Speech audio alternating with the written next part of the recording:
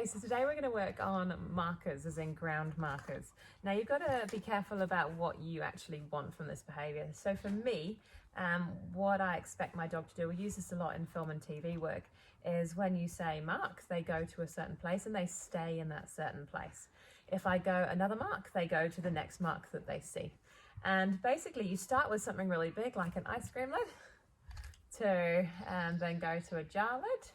Then you go to an even smaller lid, then eventually just a little bit of tape or even a twig or something like that. So if your dog can go to different marks that you place on the floor every single time, then work with getting them real small marks, like maybe you start to use a leaf, okay?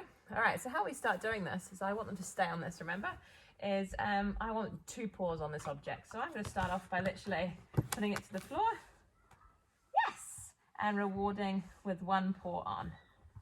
And then I can lure to try and get 2 paws on, yes! And then I'm going to give more treats for that behaviour. Good boy. You can use a clicker for this too, which helps get precise moments, which we'll start to do. So again, yes. But I want him to keep his paws on there. Yes, good boy. And I want 2 paws. So we first get the behaviour we want, yes, with 2 paws on a big object. That's what we want to start to do. Good boy. Good. And then off, and then I'm going to move the mark. Not going to give it a cue. Just going to wait or lure for the behaviour. Yes, but I want to treat him when he has both paws on. So we're luring him. Yes, good boy. And it's important when you click or when you say yes, if you haven't got a clicker, that that's the exact moment they're doing the exact behaviour that you want, or close to the behaviour you want. Yes, good boy. Good. Then you start to challenge it by moving. And again, I'm not offering any command just yet. I'm just waiting for him to offer the behaviour that I want. Okay, so again, we'll move it. Good boy. Nice. So it's about luring, and you can use as bigger object as you want to start off with, and just start to diminish the objects. And what I want is 2 paws on there and him to stay in that location. So at the start, I would, get the 2 paws on, stay.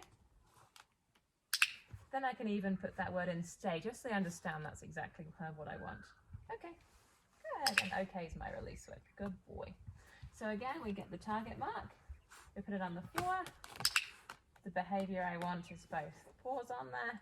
And then we're going to have lots of treats. Good boy. Okay, off. Yep.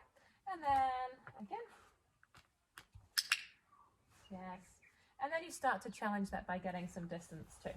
So you'd add in a stay when you've got the behaviour you want. Nice. Good. And stay.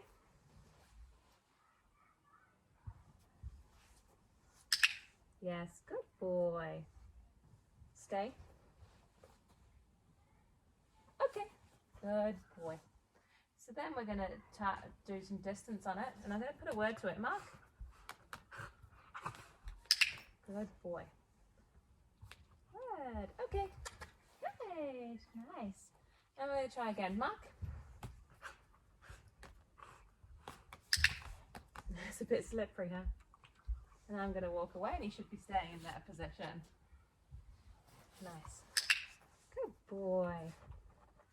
Good boy. Okay.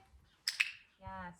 So when we've got a really big item that we've got marked behaviour on it, like I said, when we've got this from quite a good distance in a stay, we then move to a smaller object. This is too small too soon. Mark.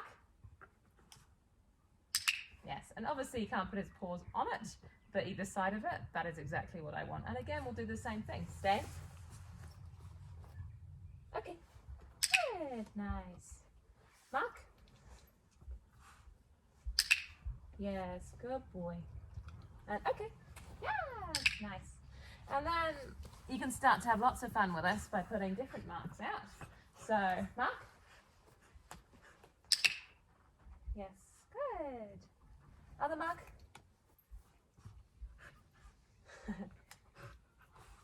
Yes, good boy. Nice. Other mark. Yes, good boy. Nice. So you end up getting this. Mark? Yes. Other mark. Yes. Other mark.